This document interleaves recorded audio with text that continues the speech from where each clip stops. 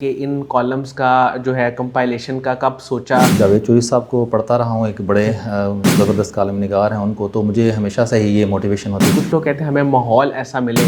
تو ہی ہم لکھ سکتے ہیں۔ آلریڈی پلان ہوتا ہے کہ ایک چیز کے بارے میں لکھنے کے لیے تو پھر اس کا ایک خاص ترتیب سے ہی لکھ کے اس طرح سے دیا جاتا ہے کہ اس کے اندر کوئی میسیج ضرور ہو۔ السلام علیکم ناظرین، شیئرنگ آف پروفیشنل وزڈم میں ایک نئے اور منفرد انٹرویو کے ساتھ میں ہوں آپ کا میزبان علی رحمان خالد۔ ناظرین، آج جو مہمان ہمارے ساتھ موجود ہیں وہ بنیادی طور پہ تو پرنسپل ہیں اسمارٹ اسکول سسٹم کے، لیکن ان کی خاص بات یہ ہے کہ یہ رائٹر ہیں اور یہ کالمز پہ لکھتے ہیں، اور ان کی اب تک جو 2 کتابیں آ چکی ہیں اس میں اہرام مصر سے کوہ طور تک اور تاشقند سے استنبول تک، جو کہ سفر نامے ہیں۔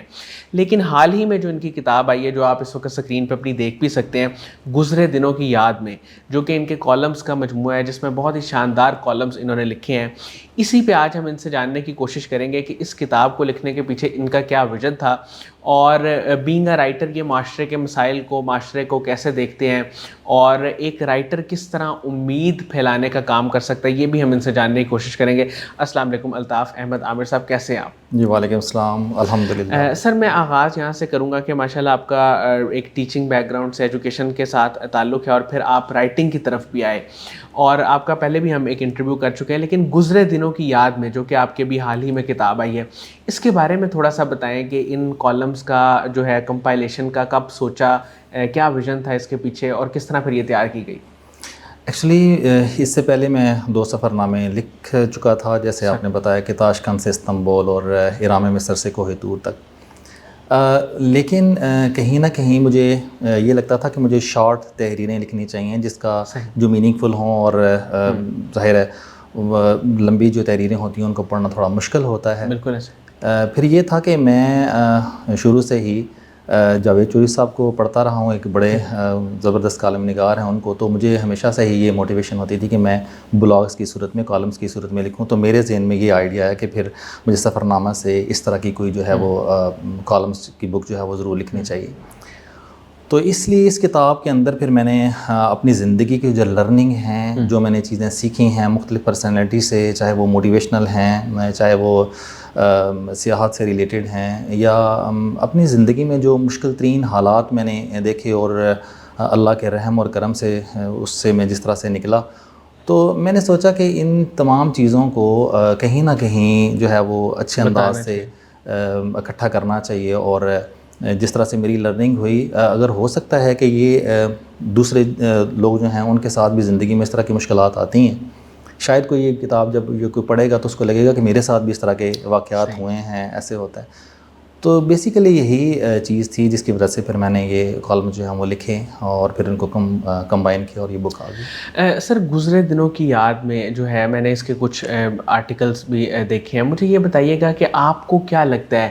کہ کیا ایک مختلف چیز ہے؟ ظاہر ہے کہ آپ کے لائف کے ایکسپیرینسز تو ہیں، لیکن جب آپ نے ان کو لکھا، چونکہ آپ پہلے 2 سفر نامے بھی لکھ چکے ہیں، تو کس طرح یہ مختلف ہے باقی کالم سے، اور باقی جو لوگوں نے مختلف ایشوز کو ایڈریس کیا ان سے مختلف کیسے ہے؟ اچھا، مختلف اس انداز سے ہے نا کہ جیسے دیکھیں سفر نامے ہیں 2 ممالک کے، تو وہ تو ظاہر ہے اس سفر سے ریلیٹڈ ہیں، لیکن یہ جو کالمز کی صورت میں تھا، جیسے فرض کریں کہ میں ابتدائی دنوں کے اندر جو مجھے ایجوکیشن کے لیے مشکلات کا سامنا کرنا پڑا، تو اس سے ان مشکلات سے میری کیا لرننگ تھی، پھر ان شروع کے دنوں میں مجھے کن چیزوں نے موٹیویٹ کیا، کون سی ایسی پرسنالٹیز تھیں کہ جن کی صرف ایک تھپکی کی وجہ سے، ایک فقرہ بولنے کی وجہ سے میں موٹیویٹ ہوا، اور پھر میں جو ہے وہ آگے ایجوکیشن کی طرف لگا، کون سے ایسے ٹیچرز تھے جنہوں نے میری رہنمائی کی۔ ہمارے معاشرے میں عام طور پہ دیکھیں کہ یہی ہوتا ہے کہ ہم جب پڑھ رہے ہوتے ہیں تو ہمیں کوئی تھپکی دینے والا نہیں ہوتا، ہمیں کوئی انکریج کرنے والا نہیں ہوتا۔ تو مجھے میری لائف کے اندر جو ایسی پرسنالٹیز تھیں ان کے بارے میں نے اس کتاب کے اندر لکھا، اور وہ جو لرننگ تھی انہی کے اوپر میں نے یہ بات کی۔ پھر کالج کے دور میں آ جائیں تو آپ کو ظاہر ہے بہت ساری وہاں پہ بھی لرننگ ہوتی ہے، اور بہت سارے ایسے لوگ آپ کو مختلف لوگوں کا، یعنی آپ نے تذکرہ کیا ہے، مختلف لوگوں کا تذکرہ کیا ہے جنہوں نے میری لائف کے اندر جو ہے وہ رول پلے کیا ہے۔ تو بیسیکلی مجھے یہ لگتا ہے کہ جب کوئی یہ کتاب پڑھے گا تو اس کو کہیں نہ کہیں اس طرح سے لگے گا کہ اس کے لیے بھی کہیں نہ کہیں موٹیویشن جو ہے وہ ضرور موجود ہوگی، اور اس کو لگے گا کہ شاید ہماری زندگی میں اس طرح کی مشکلات آتی ہیں. اور خاص طور پہ میں یہ کہوں گا کہ ویسے تو ظاہر ہے ہر بندے کے لیے ہی یہ کتاب ہے وہ پڑھ سکتا ہے، لیکن جو اسٹوڈنٹ ہوتے ہیں ارلی ایج کے، چاہے وہ اسکول لیول کے ہوں، کالج لیول کے ہوں، یونیورسٹی لیولس کے، تو اس طرح کے اگر اسٹوڈنٹس اس بک کو پڑھیں گے تو ان کے لیے اس میں کافی زیادہ لرننگ ہوگی. اچھا سر، مجھے یہ بتائیے گا کہ ایک میں نے اس کے جب آرٹیکلس کانٹینٹ کو دیکھ رہا تھا، ماڈرن درویش ایک کالم میری نظروں سے گزرا، میں نے تو تھوڑا سا دیکھا، لیکن میں چاہوں گا آپ اس کے بارے میں تھوڑا سا بتائیں کہ یہ کیا کانسیپٹ تھا، اور جن شخصیت کا بھی اس میں ذکر ہے میں چاہوں گا ان کے بارے میں بھی تھوڑا سا بتائیں. اچھا، یہ جو آرٹیکل ہے نام سے تو ایسے لگتا ہے کہ جو جیسے کوئی بہت بڑے صوفی یا بزرگ ہوں گے. نام سے ہی میں نے جیسے ماڈرن درویش اس لیے کہا کہ میں ایک سفر کے اوپر تھا، تو میرے ساتھ تھے شیراز چشتی صاحب، وہ تھے. اب وہ ایک بالکل ماڈرن سے بندے ہیں ماشاءاللہ، اس بہت اچھی جگہ پہ جاب کرتے ہیں، اور لیکن ان کے اندر میں نے جتنا درد دیکھا دوسرے لوگوں کا، یا ہر چیز کے اندر وہ جو پازیٹیوٹی ڈھونڈتے ہیں، وہ میں نے عام طور پہ لوگوں کے اندر جو ہے وہ نہیں دیکھا. تو جب اس قسم کا بندہ ہوتا ہے کہ جو ایک ماڈرن لائف گزار رہا ہوتا ہے، لیکن اس کے اندر ایک کہیں نہ کہیں کوئی صوفی چھپا ہوا ہوتا ہے نا، تو اس چیز کو سامنے رکھ کے پھر میں نے اس کا نام جو وہ ماڈرن درویش رکھا، اور پھر اس آرٹیکل کے اندر ظاہر ان کی ڈیٹیل جو ہے وہ لکھی ہوئی ہیں سر. صحیح. اچھا سر، مجھے یہ بتائیے گا کہ جب آپ کالمز لکھتے ہیں تو اس وقت کچھ لوگوں کا کہنا ہوتا ہے کہ ہمیں بس آمد ہوتی ہے اور ہم لکھنے لگ جاتے ہیں، کچھ لوگ کہتے ہیں کہ نہیں ہم سوچ سمجھ کے پورا پلان کر کے، کچھ لوگ کہتے ہیں ہمیں ماحول ایسا ملے تو ہی ہم لکھ سکتے ہیں. تو اس میں آپ کی کیا رائے ہے؟ آپ کیا سمجھتے ہیں کہ ایک لکھنے والے کے لیے سب سے اہم چیز کیا ہے؟ اچھا، یہ بات ٹھیک ہے کہ ظاہر ہے کوئی نہ کوئی ایسا ایونٹ جو ہے وہ آپ کی لائف میں تو ضرور ہوتا ہے جس نے آپ کو جذباتی طور پہ یا کہیں نہ کہیں آپ کو جو ہے وہ اس سے کوئی نہ کوئی سوچ دی ہوئی ہوتی ہے. تو اس کو آپ ایک سم اپ کرتے ہیں کسی ایک اچھے انداز سے. ظاہر ہے یہ جو کالم لکھنا ہوتا ہے یہ اس حساب سے مشکل ہوتا ہے کہ آپ نے 2 یا 3 صفحوں کے اندر جو یا 1500 ورڈز کے اندر یا 1000 کے ورڈز کے اندر ایک خاص لیول پہ آپ کو اس کو سٹارٹ کرنا ہے، پھر اس کو ختم کرنا ہے، اور کسی میسج کے ساتھ ختم کرنا ہے. تو یہ ایک مشکل کام تو ہوتا ہے. تو میرے ساتھ تو اس طرح سے کوئی میں نہیں سمجھتا کہ کوئی آمد والا سلسلہ ہے، لیکن یہ ضرور ہے کہ ایک آلریڈی پلان ہوتا ہے کہ ایک چیز کے بارے میں لکھنے کے لیے، تو پھر اس کا ایک خاص ترتیب سے ہی لکھ کے اس طرح سے دیا جاتا ہے کہ اس کے اندر کوئی میسج ضرور ہو. سر، آپ کے جو 2 سفر نامے بھی ہیں، احرام مصر سے کوہ طور تک، وہ بھی بہت انفارمیٹیو ہیں. تاشکند سے استنبول تک وہ بھی یہ بیسٹ سیلنگ ہیں، لوگ خریدتے ہیں، پڑھتے ہیں. مجھے یہ بتائیے کہ مزید کوئی سفر نامہ لکھنے کا کوئی پلان آپ کے ذہن میں چل رہا ہے یا ابھی فی الحال نہیں؟ اچھا، پہلے تو میں یہ کہوں گا کہ یہ جو لکھنے کا سفر تھا نا، یہ کس طرح سے شروع ہوا. خاص طور پہ جو میں نے سفر نامے سے سٹارٹ کیا تھا قاسم علی شاہ صاحب کے ساتھ. میں نے پہلا سفر ازبکستان کا کیا تھا اور اس کے بعد ٹرکی کا کیا تھا. تو ان 2 ممالک کا جو سفر تھا اس کے اوپر میں نے تاشکند سے استنبول لکھا. تو اس کے پیچھے ایک بہت بڑی جو بات تھی وہ شاہ جی کا ایک فکرہ تھا کہ ٹھیک ہے یار، یہ بڑا زبردست کام ہے، آپ بڑا زبردست کام کر رہے ہیں. تو اس ایک فکرے نے مجھے وہ کتاب لکھنے کے اوپر مجبور کر دیا. جیسے میں نے پہلے ذکر کیا نا کہ آپ کے اندر بہت ساری صلاحیتیں، تاشکند والی جو آپ بتا رہے ہیں، جی تاشکند سے استنبول، آپ کے اندر بہت ساری شاید صلاحیتیں تو ہوتی ہیں، لیکن ہمیں بتانے والا کوئی نہیں ہوتا، کوئی موٹیویٹ کرنے والا کوئی نہیں ہوتا. کبھی کبھی کسی کا ایک فکرہ جو ہوتا ہے وہ ہمیں بہت زیادہ وہ آگے لے جاتا ہے، اور وہ جو ہم اچیو کرنا چاہتے ہوتے ہیں ٹارگٹ وہاں تک پہنچا دیتے ہیں. تو ان کی انکریجمنٹ کی وجہ سے وہ میں نے وہ لکھا. اور اسی طرح سے پھر جو دوسرا سفر نامہ تھا احرام مصر سے کوہ طور تک، وہ بھی اسی طرح سے تھا. اسی طرح سے یہ جو گزرے دنوں کی یاد ہے، یہ میں جاوید چودھری صاحب کی، چونکہ میں ذکر کر چکا ہوں کہ مکالم پڑھتا رہا، ان سے میں بڑا انسپائر تھا، ان سے میں نے بڑی لرننگ لی.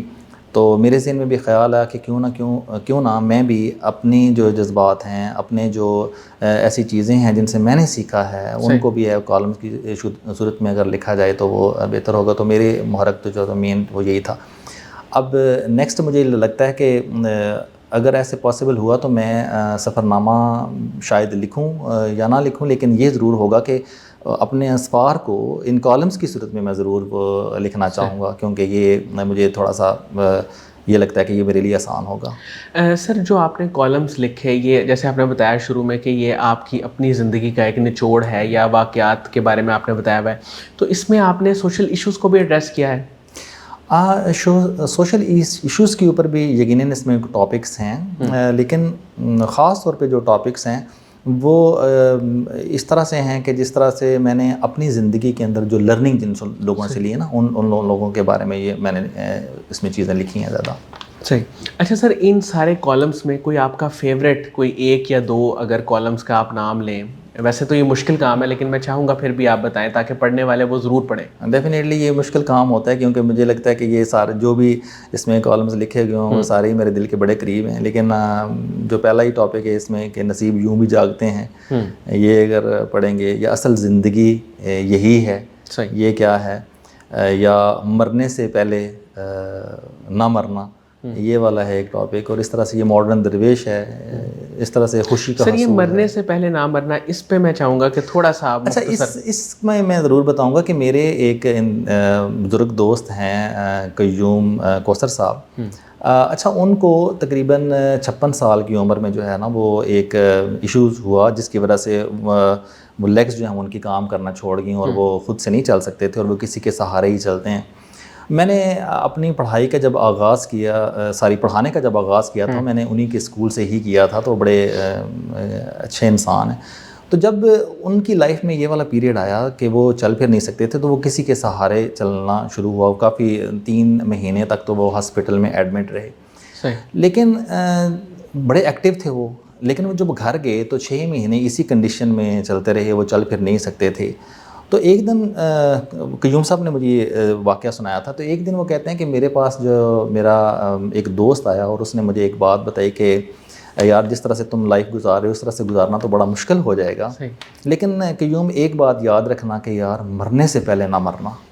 تو وہ کہتے ہیں کہ مجھے ایک وہ جو فکرہ تھا نا کہ مرنے سے پہلے نہ مرنا, اس نے میرے اندر ایک ایسا جذبہ پیدا کر دیا کہ نہیں یار اب میں نے اپنی زندگی جینی ہے. اور اس وقت سے لے کر یہ غالباً 2008 کی بات ہے, 2008 سے لے کر 2024 تک اب تک جتنی ان کی ایج ہو چکی ہے وہ بہت ہی ایکٹیو لائف جو ہے وہ گزار رہے ہیں. اب ماشاءاللہ وہ کوئی 74 کے قریب آئی تھنک ہوں گے, لیکن ان کو دیکھ کے رشک آتا ہے کہ اگر آپ کی زندگی میں بہت زیادہ پرابلمز بھی آئیں تو تب آپ نے ہار نہیں مانی. ایک تو وہ موٹیویشن تھی. دوسرا جو ہے میرے والد صاحب جو ہیں وہ میرے لیے بہت بڑی موٹیویشن ہے, کیونکہ ان کا بھی 57 سال کی عمر میں ایک غلط آپریشن کی وجہ سے ان کی ٹانگ جو ہے وہ یہاں سے کٹ گئی. اب سچویشن یہ تھی کہ وہ CMH سیالکوٹ میں ایڈمٹ تھے اور اس کنڈیشن میں تھے ICU میں کہ وہاں پہ بڑا مشکل تھا ان کو یہ بتانا کہ آپ کی ٹانگ جو ہے وہ کٹ رہی ہے. تو ایک شام میں ہاسپٹل میں جب گیا, جب مجھے یہ پتہ چلا کہ صبح ان کی ٹانگ کٹ جائے گی, تو میں وہاں پہ جب ان کے قریب گیا تو وہ ہنس کے مجھے یہ کہنے لگے, کیونکہ ڈاکٹر ان کو پہلے ہی بتا چکے تھے کیونکہ وہ آرمی پرسن تھے, ریٹائرڈ آرمی پرسن تھے. تو ڈاکٹر صاحب نے ان کو پہلے ہی بتا دیا کہ ایسا ہے کہ آپ کی جو ٹانگ جو ہے وہ سب کاٹنی پڑے گی ایسے ہی. تو میں یہ سوچ رہا تھا کہ یہ ان کو پتہ نہیں ہے, میں اپنی جگہ پہ افسردہ تھا. اب میں وہاں پہ کھڑا ہوا تو وہ بڑا مسکرا کے مجھے یہ کہنے لگے کہ بیٹا 57 سال یہ ٹانگ میرے ساتھ رہی ہے, لیکن اب اس کا دل شاید نا ساتھ رہنے کو نہیں ہے, تو تم نے حوصلہ کرنا ہے, ہمت نہیں ہارنی. تو ظاہر ہے میں اس لمحے ظاہر ہے میری آنکھوں میں آنسو تھے اور ایسے ہی ٹانگ کٹ گئی. لیکن 57 سال سے لے کر اب تک الحمدللہ, یہ 2004 کی بات ہے, اب تک یہ جتنے بھی سال ہیں انہوں نے ایک ایکٹیو لائف جو ہے وہ گزاری ہے. تو جب میں ان کو دیکھتا ہوں تو پھر مجھے ایسے لگتا ہے کہ مرنے سے پہلے واقعی نہیں مرنا چاہیے. یعنی اگر انسان کی دل جو ہے وہ مضبوط ہے اور وہ یہ سمجھتا ہے کہ اللہ کی طرف سے یہ سارے معاملات ہوئے ہیں تو مجھے اس کا مقابلہ کرنا ہے, تو مجھے یہ لگتا ہے کہ پھر واقعی انسان کو اگر اس طرح کے حادثات اگر زندگی میں آتے ہیں تو پھر مرنے سے پہلے نہیں مرنا چاہیے. تو اسی بیس کے اوپر یہ جو اس طرح کی لرننگز ہیں کہ واقعات ہیں. اسی طرح سے مجھے ایک اور واقعہ یاد آ رہا ہے, ہمارے ملک وال میں ہی ایک ہمارے ایک دوست تھے, ان کی ایک کرنٹ لگنے کی وجہ سے ایک جو بازو جو ہے وہ یہاں سے کٹ گیا اور دوسرا ہاتھ جو ہے وہ ڈیمیج ہو گیا. ایون ان کی انگلیاں جو ہیں وہ پاؤں کی وہ ڈیمیج ہو گئی, وہ صحیح سے چل بھی نہیں سکتے تھے. تو بڑا خوبصورت اور ایسے توانا جو ہے وہ جوان تھا. اور جب مجھے پتہ چلا تو بڑا افسوس ہوا. کچھ عرصے کے بعد جب میں اس کو گھر پہ پوچھنے کے لیے گیا تو آپ بیلیو کریں کہ وہ مسکرا کے مجھے کہہ رہا تھا کہ کوئی بات نہیں بھائی, یہ تو بس ایسے اللہ تعالیٰ نے میرے نصیب میں ایسے لکھا ہوا تھا. تو میں حیران تھا اس کی سوچ کے اوپر, اس کی بات کے اوپر, کہ اتنا بڑا کرائسس آنے کے باوجود اگر انسان جو ہے اللہ تعالیٰ اس کو حوصلہ دیتا ہے اور وہ یہ سوچتا ہے کہ میں نے کچھ لائف میں ابھی کرنا ہے میرے کام کرنے کے, اور وہ شکوہ نہیں اللہ سے کرتا, تو پھر مجھے لگتا ہے کہ واقعی پھر ہمیں مرنے سے پہلے مرنا نہیں چاہیے. اور پھر ہم اچھے بھلے انسان جو ہیں وہ کیوں ہمت ہار دیتے ہیں کہ ہم زندگی میں کچھ کر نہیں سکتے. تو اس طرح کی بیسڈ کے اوپر یہ جو کالم ہے جیسے مرنے سے پہلے نہیں, میرے باقی بھی جتنی اس بک کے اندر چیزیں ہیں وہ اسی بیسڈ کے اوپر ہیں, چاہے وہ جذباتی سی ہیں, چاہے وہ یہ کہہ لیں موٹیویشنل سی ہیں. تو مجھے لگتا ہے کہ اگر یہ میرے لیے لرننگ تھی تو یقیناً کسی اور کے لیے بھی لرننگ ہوگی. سر اس کتاب کو لکھتے ہوئے آپ کے ذہن میں کون لوگ تھے, یا آپ کہہ لیں کہ ٹارگیٹ آڈینس کون تھی آپ کے ذہن میں کہ جو اس سے پڑھ کے میکسیمم فائدہ اٹھائیں گے؟ اچھا, میں اپنے اگر ذکر کروں تو میں نے BSc تک سائنس کے سبجیکٹس پڑھے تھے, اور اس وقت تک میں نے کوئی یہ کہہ رہے غیر نصابی کتاب نہیں پڑھی ہوئی تھی. لیکن میں نے پہلی کتاب جو مجھے میرے ایک دوست نے مجھے گفٹ کی تھی پڑھنے کے لیے, وہ جاوید چوہدری صاحب کی 0 پوائنٹ تھی. اچھا, وہ ایک ایسا ٹرننگ پوائنٹ تھا میری لائف کے اندر کہ اس نے مجھے سوچنے کا زاویہ بدل دیا, اور مجھے چیزیں سمجھنا میں شروع ہو گیا کہ یار علم جو ہے وہ تو اصل یہ والا علم ہے جو انسان کے جذبات, احساسات سے تعلق رکھتا ہے. تو مجھے یہ لگا کہ میں BSc کرنے کے بعد اگر ایک کتاب میری لائف بدل سکتی ہے, اور اس کے بعد میں پڑھنے کی طرف آیا, تو مجھے یہ لگا کہ اس طرح کی جو بک ہوتی ہے کالمز کی شکل میں, جو چھوٹے چھوٹے واقعات ہوتے ہیں, لیکن کوئی ایک ایسا واقعہ جو ہے وہ آپ کو کلک کر جاتا ہے اور آپ محنت کرنے لگتے ہیں اور اس فیلڈ کی طرف چلے جاتے ہیں. جیسے کہ میری بھی فیلڈ چینج ہوگی سائنس, اور میں ہسٹری میں آیا اور پھر MPhil ہسٹری میں نے کیا, اور اس کے بعد ہی لکھنے کا میرا سفر شروع ہوا. تو اسی طرح سے مجھے یہ لگتا ہے کہ ہمارے جو ینگ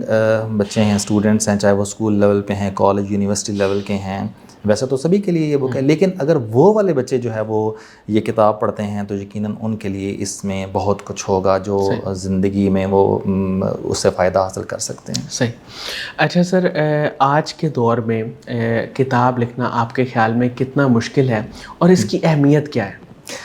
مجھے یہ لگتا ہے کہ یہ واقعی بڑا مشکل کام ہے کتاب لکھنا, کیونکہ آج بہت زیادہ اٹریکشن ہے سوشل میڈیا کے اوپر, اور آپ کو کنسنٹریشن سے کام کرنا, لکھنا, یہ مشکل کام تو ہے. اور پھر اس سے مشکل یہ کام ہے کہ جب آپ کو یہ پتہ ہو کہ جب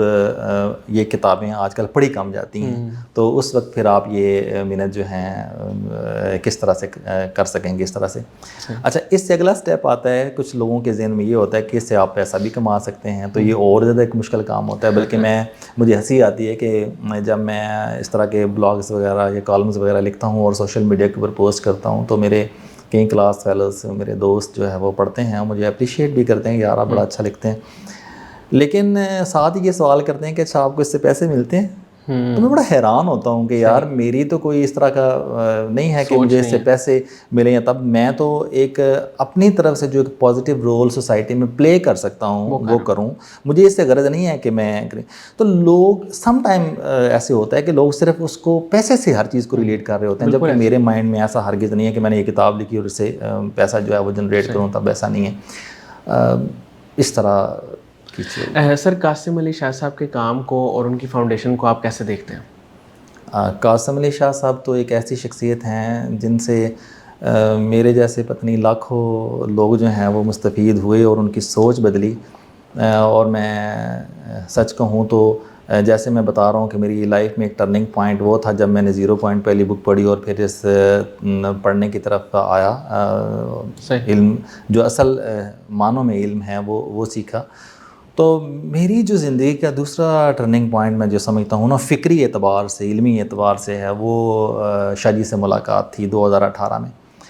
میں یہ سمجھتا ہوں کہ اگر میری شاہ جی سے ملاقات نہ ہوتی اور میں ان کے ساتھ ازبکستان کا سفر نہیں کرتا, تو میں کبھی مجھ میں اس طرح کی چینجنگز نہیں آتی کہ میں یہ 3 کتابیں جو ہیں وہ لکھ پاتا اور کرتا. تو شاہ جی نے جس طرح میری زندگی میں ایک بہت ہی امپورٹنٹ رول پلے کیا ہے, میں یہ سمجھتا ہوں کہ اس طرح سے یہ جو قاسم علی شاہ فاؤنڈیشن ہے یہ ہر بچے کو اس کے لیے جو واقعی اپنے آپ کو بدلنا چاہتا ہے، اچھا یہ بڑا امپورٹنٹ ہے کہ کیا ہم خود کو بدلنا بھی چاہتے ہیں یا نہیں، کیونکہ جب آپ نے اپنے آپ کو بدلنا ہے نا تو اس سے پہلے آپ اپنے آپ کو زیرو کریں گے، زیرو کرنا ہے۔ ہمارا سب سے بڑا المیہ یہ ہے کہ ہم دوسروں سے سیکھ بھی رہے ہوتے ہیں اور ان کے اوپر تنقید بھی کر رہے ہوتے ہیں، ادب نہیں ہوتا، اپنے آپ کو خالی نہیں کرتے، اپنے آپ کو خالی نہیں کرتے اور دل میں ادب بھی نہیں ہوتا۔ جب تک ہم اپنے اندر وہ ایک ادب کا ایلیمنٹ جو ہے وہ نہیں رکھیں گے نا، اچھا میرے اس کے اوپر ایک بڑا